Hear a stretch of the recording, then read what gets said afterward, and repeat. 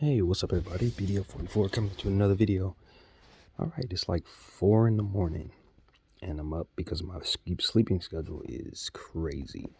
And I didn't really have anything I wanted to share at all. I just wanted to update my mental state because I hadn't done a therapy session in probably about a week. And I want to stay consistent with that.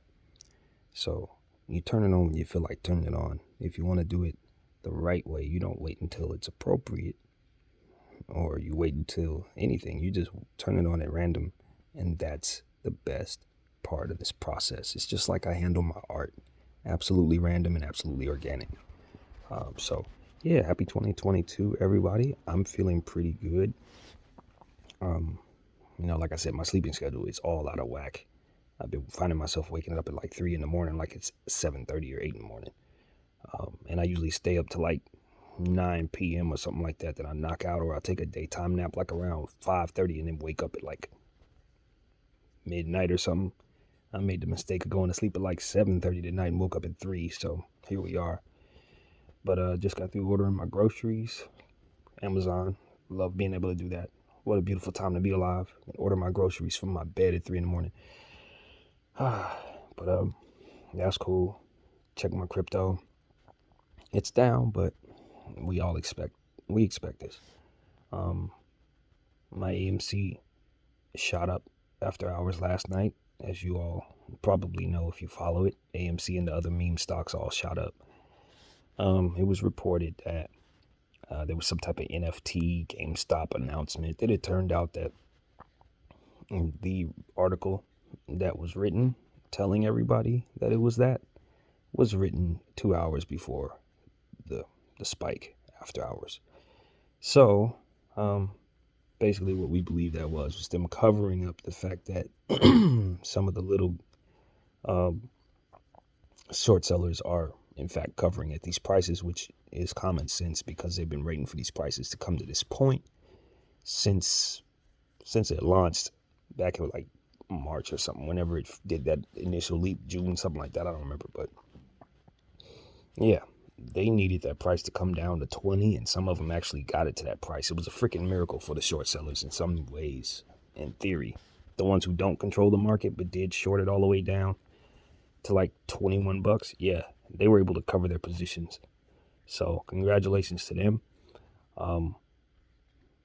But the fact of the matter is that it was a lot of lying going on about what was going on there. And we know that this is first quarter. We know that there's a lot of money to be gained by forcing this thing to happen before the end of this month, for tax purposes. So if ever there was a reason to kind of allow this thing to do what it's doing, it's that. So we've never felt like there was more of a chance for this thing to pop than right now, basically. Not to say that I think it's going to happen, because me personally, I've been through this so much that I think every single time it's a run up, it's setting us up to let us down. Like, I'm at that point. But this does need to conclude someday. And all of the technicals, all of the experts, and all the people who talk all their crap, they seem to think that we're closer than we've ever been. So I'm just listening. At this point, I'm so worn out by all of this. I'm just like, whatever, bro. I've come to terms with the idea that I may not ever benefit from this sacrifice. Like, literally. They could kick this can down the road for the rest of our lives if they really want to, I think. So at this point, I'm just holding my shares because I know I'm a part of something that's huge, and I don't have to necessarily benefit from it because the impact has already been made. The changes that we were looking for in society have begun. We're seeing financial change. We're seeing market makers be held accountable for nefarious stuff. We're seeing short sellers be forced into some very impossible situations financially. This is all our doing. So we know what we're doing is working. The question is, will they allow us to benefit from what it is that we're doing? Or will this be something that they kick down the road through civil court or federal court or whatever the hell, how that goes? So, like I said, this thing has beaten me up for a year, and I don't expect nothing but more hits. But if it does pop and all of my dreams come true, then obviously that will be a nice, very, very nice sacrifice made. But I'll tell you, man, this thing really has taken time off of my life in a way that, I don't think I get it back. Regardless if this thing makes me a rich man or gives me good short-term money, I'm not gonna say it wasn't worth it, but I've taken my lumps. We'll see if it's worth it. So that's what I'm thinking about there. Like I said, crypto's down. My dog Elon Mars is down. I don't care. I don't care about that for two reasons. There's nothing I can do about that. I bought it in crypto.com. They only let you sell $50 a day, so I can't touch that money. And in some weird, strange way, that was actually I want to say the word catalyst, but that's the wrong word. But that was actually one of the motivating factors for why I purchased Dog on Mars, because I knew, just like buying a CD, you will have a very tough time touching that money while there's restrictions on it. So even though other brokers who sell Dog on Mars don't have these restrictions, we have a strong base based on those restrictions, but we have limited skyrocketing potential for the same reasons. So it makes Dog on Mars much more steady than it otherwise would, because the main holder of the coins, or the second main holder of the coins, is crypto.com, and they are in fact making sure they protect their investment by not allowing it to get too volatile by restricting it in this way. Now, from what I understand, they're collecting coins, they're continuing to purchase. I don't have a problem with that. I know a lot of people are saying we need to lift the restrictions, and I definitely would like to see that happen at some point. But I think the restrictions provide us, like I said, a very safe floor, because we know for a fact ain't nobody selling all the way out on crypto.com right away, because you can't do it. So once they lift those restrictions, you'll see much more volatility in this coin in ways that we probably were not expecting. So that was a motivating factor for me. Not only does it provide me a sense of comfort knowing that a reputable company like crypto.com, who is still in its early stages, is buying into the coin that I believe in as well, and are kind of controlling it in a way that I think, in my own personal circle, my own way, it helps me keep my money intact without touching money that I probably would otherwise sell out of based on my needs. And it also puts me in a position to have something that I know is going to be controlled by big business from the jump. I already know they're in control of the Dog on Mars. I already know that they're not going to let it fall to the floor because they're too heavily invested, and they're not going to let it skyrocket in an unhealthy way because of the same thing. So all of that makes it for a very healthy, risky investment, if that makes any sense. So that's what I'm thinking about. I'm thinking about money, because I know I never have enough of it, but I'm trying to make it so that my next 37 years, or however long I got left, are going to be a lot better than the last 37, because this whole being broke and feeling anxiety and constantly worrying about bills, the anxiety, I guess, is what's bothering me now. I don't have it as we speak. I'm fine. But because the bills are piling up now, you get a little bit of that anticipation, anxiety going on. Like I used to do with my car when I didn't, right before it got taken the second time, I would go out and press the button every morning to see if my car was there, just to make sure it hadn't been repoed. That anxiety was overwhelming. Kind of feel a little bit about that in regards to certain other things. It's like I'm looking at the mailbox. I'm looking at my door. Like I'm waiting for the consequences of me not paying these bills to come down on my head. And it's like, all of this is, it's confusing, and it has been confusing the whole time. And why I say confusing is because, obviously the money's there, but you're choosing not to pay. And you got a good reason for it, because you're trying to get out of this hole that you find yourself in. And you don't see no other way. It's either that or go outside and do something you got no business doing. So, I just don't.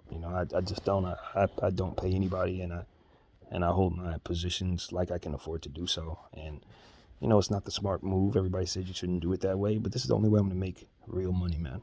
I don't have $7-8 million of money coming my way from my family. That's not happening. So if I don't create financial freedom, there will be none. And I'm in my late 30s. I'm single. I don't have a whole lot to lose. I have a whole lot to gain.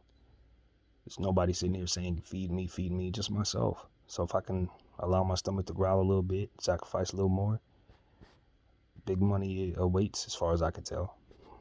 But the problem is, you got to get through the short term, and this has been nearly impossible without working. But you know how I feel about work. That's also a source of great mental angst and anxiety for me. Going back out there doing what it is I hate to do for money that doesn't pay enough.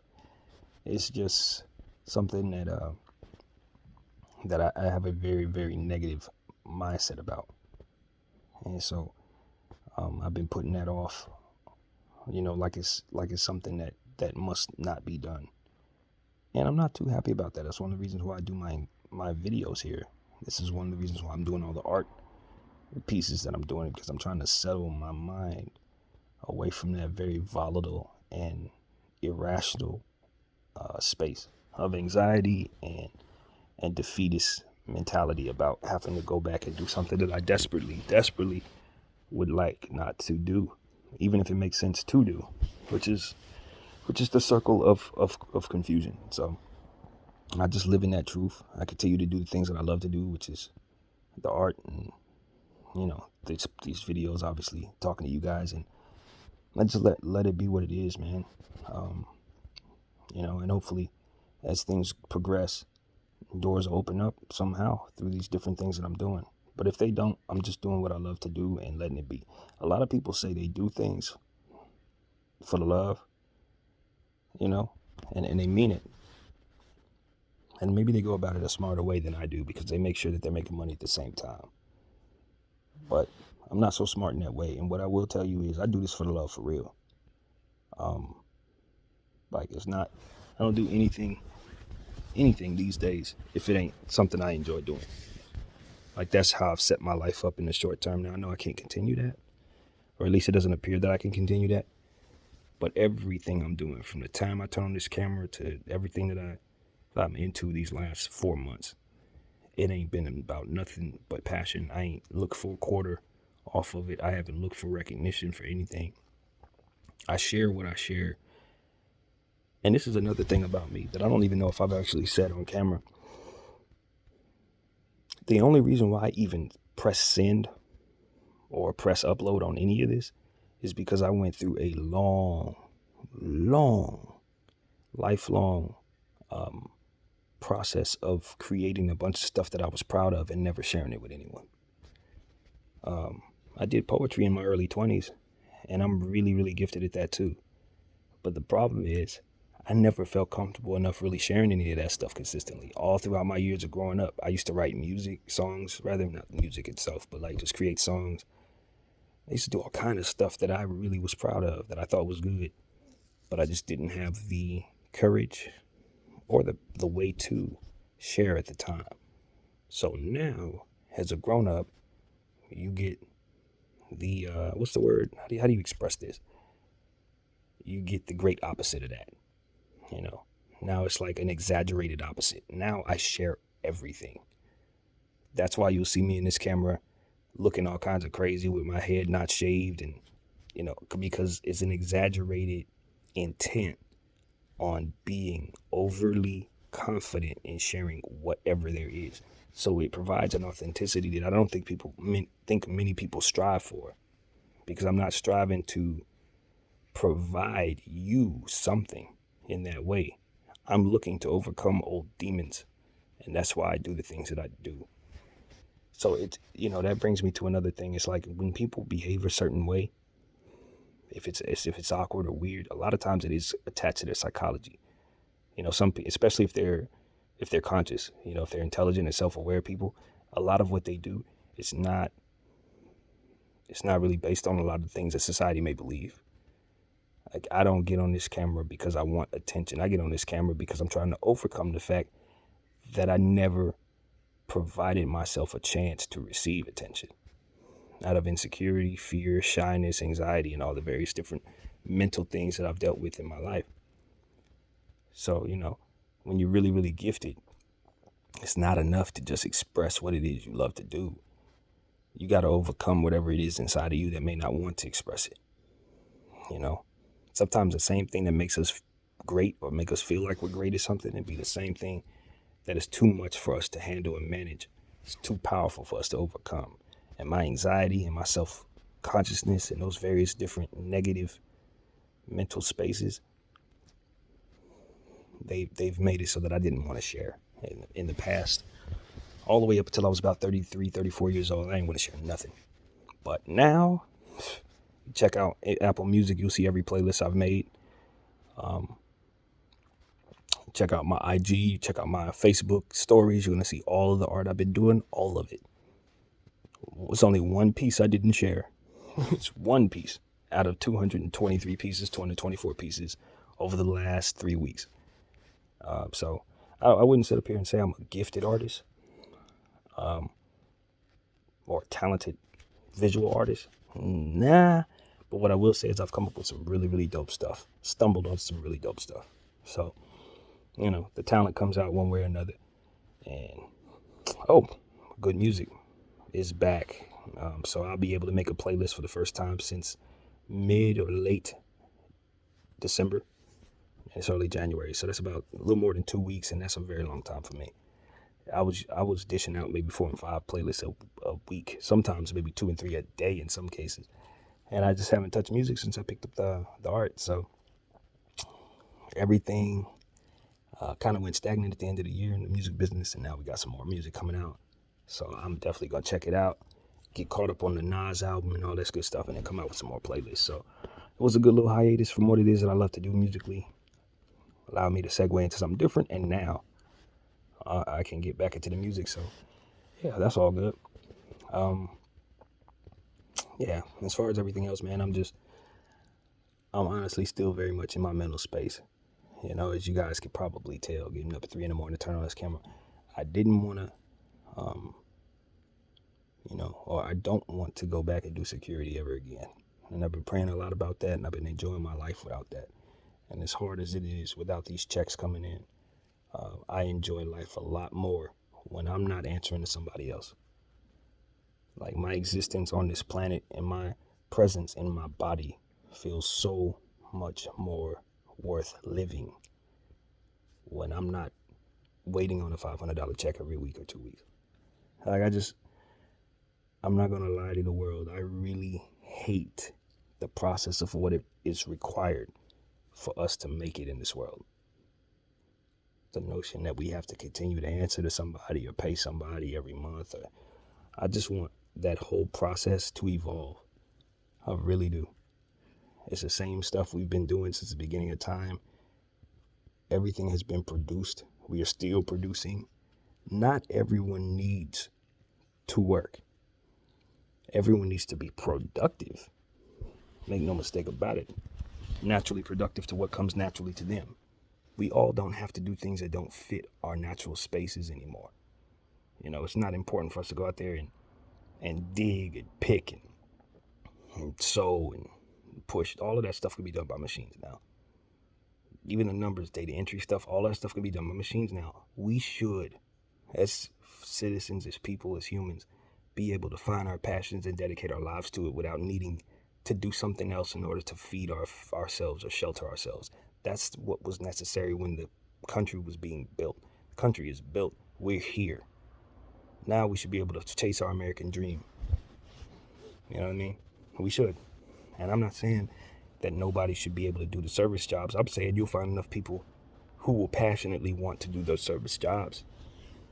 You will find people who want to cook your meal for you because it's an art form. You'll find people who want to be your doctor because those are art forms. You'll find people who want to entertain you because those are art forms. You'll find people who want to be veterinarians. All of it's art, man.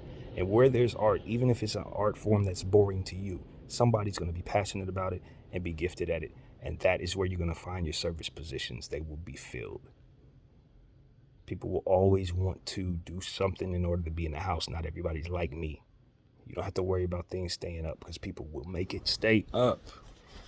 So this whole notion that we all need to either work it, for me, a security job, or maybe for you at Kroger's, or maybe the next person at an insurance company, or maybe the next person needs to work it, as a police officer, whatever. None of us should be forced to do anything that is not naturally for us to do at this stage in the Earth's existence, in my opinion. Now, maybe I'm an idiot and I shouldn't be sharing that with you guys. Maybe that's not the way to go, and we all need to keep working to keep this going. But I don't believe that the work that we've known it to be, nickel and diming one another, let me hurry up and get my check, or let me get out there and do what I hate to do, sit in traffic all day long in LA. I don't believe that that's what I'm supposed to be doing anymore. I did it. I hated it. I did it some more. I hated it. I did it some more, saved money, put myself in a position to have what I have. And in my mind, maybe entitled, spoiled, and all of that, maybe that's just sin. But in my mind, my time doing that on this earth is over. I've done it, and I choose not to do it anymore. And the consequences that come with that are overwhelming, but I'm still standing, and there's a path away from it. And I'm just praying that that is enough, because I just don't want to do that stuff anymore. I don't. And I know people are probably looking at this camera like, you're lazy, you're not a real man. I don't know. I own my flaws, you know what I'm saying? I really do. I own them. And, there's a million excuses I can make for why I don't want to work, right? Like I sit up here and tell you, well, it's because in my childhood, or I grew up a certain way, my mommy did this, my mama did. But the reality is I'm just a man at 37 years of age who chooses not to do something that ain't going to do enough for him. Life is too short. Time is running out. I'm looking at a clock right now. As I look at this thing, telling me how much time I have left to speak. You don't have time, don't stick around. Money can come and go. You can make $1 million off an NFT. So, money comes and goes, but your time, that time I wasted doing stuff I hated doing, that time I wasted sitting in them booths as a security guard, them times I wasted listening to people call me whatever they call me, out of anger because I was telling them to put on masks, or telling them not to eat in the corridor, or telling them not to be in a certain position because they needed to move for the betterment of the business, a business that I don't even care about, a business that I would not otherwise even be at if I wasn't forced to be. Like, that's not how I want to spend my time on this earth. Reincarnation isn't guaranteed. Ain't nobody telling you coming back. You found a fountain of youth yet? I ain't found one. Why am I spending 10 years doing something I literally hate doing? So it could pay me just enough money to stay broke? That's not living, friends. That ain't living at all. And for a lot of you, that's your reality and you have to do it. And for me, I don't have a child. I don't have any family. I don't have a wife. There's no happiness to come home to to offset that.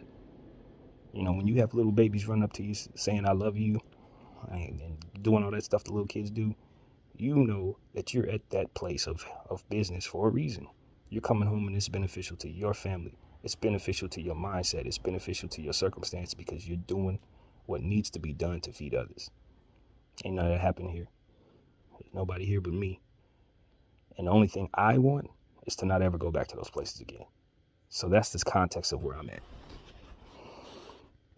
So, and do keep in mind, I'm very aware that I don't know what's out there, meaning everything that happened yesterday ain't what's about to happen tomorrow. But that's a part of my issue. I have a very tough time letting go of old stuff to receive new stuff, especially when in doing so, I've received the same stuff from previous circumstances, having dealt with the same type of stuff over and over again. It's just like you stop believing that something else is going to be new as it pertains to doing the things that you hate to do. I hated security in the last 8 jobs I had, so it's very difficult for me to say, yeah, it's about to be great in the next one. I'm totally optimistic that this is not going to suck. I think the problem is it's going to suck because I'm going to make it suck. Why am I going to make it suck? Because I hate doing it. When you approach it the wrong way, it ain't going to work out. And granted, I've had some wonderful things come out of security that if I were closed-minded as I am right now would never come into my life. But I think that's part of what comes with the circumstance. You just have to live without something. Either you live without the job and the people that you're going to meet, or you go to the job and you live without whatever peace of mind that you think you have from not being there. for which I definitely believe I have and have found these last 5 months. My health physically is better, been eating better, praying better. All of it's better when I'm not spending 8 hours at somewhere, anywhere that I don't want to be. And then find myself tired and weekends only last about 5 minutes. I'm sorry, man. If there's a way out of that, I'm out of it. That's it. If I would have went to school for being a doctor, if I would have went to school for something that I was really, really, really happy about, then this would not be the mindset. But for $17, $16 an hour, 9 hours, 8 hours a day plus overtime, and it still ain't enough. It ain't enough money. You ain't doing enough work there, so they complaining about how you not doing overtime. Nah, the way my brain works, I feel like I'm cheating myself every time I walk into a place like that. So, yeah, I don't know if therapy is going to help me through that, man. I don't. Because I was the same way I was as a child as it pertains to school, and this is just what it is, par for the course. So, if you've been following my therapy videos, none of this is new to you. It's probably a broken record, and I do apologize, but when I do therapy sessions, I don't really care. And I'll say the same thing 100 times if that's what it is, because it's a therapy session. And it's about getting out what's in, not necessarily about anything else. So that's what it is, man. I hopefully, through all of this, I have encouraged you to take care of your finances, take care of your mental health, and most importantly, do not find yourself staying somewhere you hate being for too long. Because this is what happens to you. You burn out, and you never want to go back to anything. Not just what it is you came from, but anything. Anything of the sort. So that's my reality. That's my truth. This is my therapy session. My name is BDF 44, and I'm out.